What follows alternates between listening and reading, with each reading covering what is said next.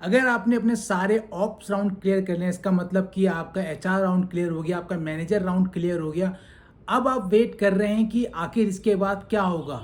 तो मैं आपको बताऊं दोस्तों, इसके बाद जब आप अपने दोनों राउंड क्लियर कर लेते हैं तो आपको एक असेसमेंट दिया जाता है। जी हाँ, और ये असेसमेंट बहुत कंपलसरी होता है।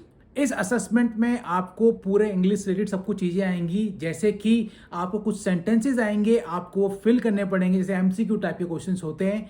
और उसके बाद कुछ ऑडियोज होंगी, आप वो सुनेंगे और उस ऑडियो को सुनने के बाद उस ऑडियो में आपने मतलब क्लियर सुना कि नहीं सुना, क्योंकि वो कुछ सेकंड की ऑडियो होती है और बहुत फास्ट जा रही होती है। तो ये आपका एक लिसनिंग टेस्ट होता है कि कल को आपको अपने क्लाइंट के साथ इंटरेक्ट करना पड़ रहा है, क्योंकि मोस्टली आपके क्लाइंट्स जो होंगे वो बाहर कंट्री के होंगे। तो how good you are to understand देम। तो इसके लिए वो ऑडियो होती है 12 से 13 सेकंड की, और इससे भी कम 6-7 सेकंड की वीडियोस पे दी ऑडियोज भी होती हैं। तो आपको वो सब कुछ जो है बहुत बारीकी सुनना पड़ता है और लिखना पड़ता है वहाँ पर। उसके बाद आता है कि जो भी वहाँ पर आपके स्क्रीन पर लिखा जा रहा है, आपको अपने माइक से उसको बोलना है। ठीक है, ये इस तरह का असेसमेंट आता है दोस्तों। और आप घबराइए मत, मोस्टली लोग इसको क्लियर कर जाते हैं, क्योंकि अगर मतलब एचआर को भी पता होता है कि अगर वो किसी एक एम्प्लॉय और एक कैंडिडेट पे अपना टाइम इन्वेस्ट कर रहे हैं, उन्होंने ऑप्स राउंड लिया, उनके जो मैनेजर हैं, मतलब जो भी रिस्पेक्टिव मैनेजर होंगे आपके, उन्होंने ऑप्स राउंड लिया, तो वो उस टाइम को बर्बाद नहीं जाने देंगे। तो असेसमेंट अगर आपका थोड़ा बहुत भी रह जाता है तो वो क्लियर करवा देते हैं वहाँ पर।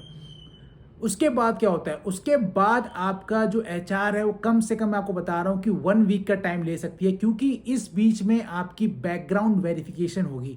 बैकग्राउंड वेरिफिकेशन में दोस्तों ये होता है, क्योंकि उसमें टाइम लग जाता है, क्योंकि आपके बैकग्राउंड वेरिफिकेशन में वो आपके घर पे आते हैं, आपके घर के जो बाहर की बिल्डिंग है उसकी पिक्स लेके जाते हैं। अगर आप फ्रेशर हैं तो सिर्फ आपके घर तक ही रहेंगे। अगर आप जो है एक्सपीरियंस हैं और आपने कहीं, देखिए अगर आप एक्सपीरियंस है तो यहाँ पर आपको अपना जो ऑफर लेटर है पुरानी कंपनी का या फिर रिलीविंग लेटर, वो आपको दिखाना ही पड़ेगा। और जब आप वो दिखाते हैं उसी के बेस पे आपको हाइक मिलती है। और उसके साथ ये मांगते हैं लास्ट 3 मंथ्स की सैलरी स्लिप। अगर आपके यहाँ सैलरी स्लिप नहीं आती है तो आप अपने 6 मंथ की बैंक स्टेटमेंट इनको देंगे। उसके बाद क्या होता है दोस्तों, ये प्रोसेस ऐसा जो लंबा होता है ना बैकग्राउंड वेरिफिकेशन, इसमें कभी 1 हफ्ता कभी 2 हफ्ता, लोगों के तो 1-1 महीने लगे, मेरे 15 डेज लगे थे। और 15 डेज बाद मुझे खुद से उनका कॉल आया था और एक ईमेल आया था। मतलब पहले कॉल आया था, उसके बाद ईमेल आया था कि आपकी बैकग्राउंड वेरिफिकेशन कंप्लीट हो चुकी है और आपका ऑफर लेटर ये रहा। ठीक है, उसके बाद आपको ऑफर लेटर दे दिया जाएगा। इट मीन्स कि लेटर ऑफ इंटेंट आपके ईमेल पे आ जाएगा। और उसके बाद उस लेटर ऑफ इंटेंट में आपको बताया जाएगा कि आपकी ऑनबोर्डिंग के लिए आपको कहाँ जाना पड़ेगा। तो उसके लिए जो मोस्टली क्या, जो 100% लोकेशन होती है वो नोएडा सेक्टर 135 होती है। आपको उस सेक्टर 135 में जाना है, 7th फ्लोर पे होगा उनका। और आप जैसे ही बाहर निकलेंगे 7th फ्लोर के राइट साइड में आपको दिख जाएगा, वहीं पर काफ़ी सारे कैंडिडेट्स बैठे होते हैं अपनी ऑनबोर्डिंग के लिए। उस ऑनबोर्डिंग में मैं बहुत बार अपनी वीडियो में बता चुका हूं दोस्तों कि 5 से 6 घंटे लग जाते हैं। तो इसीलिए वो ऑनबोर्डिंग के डे से ही आपकी सैलरी बनना स्टार्ट हो जाती है, उसी को आपका फर्स्ट डे कंसिडर किया जाता है, उसी के दिन से आपकी सैलरी बननी स्टार्ट हो जाती है। अगर आपको ये जानना है कि आपका लेटर ऑफ इंटेंट आपको समझ में नहीं आ रहा है किस तरीके से देखें, तो आप मुझे जरूर बताइएगा।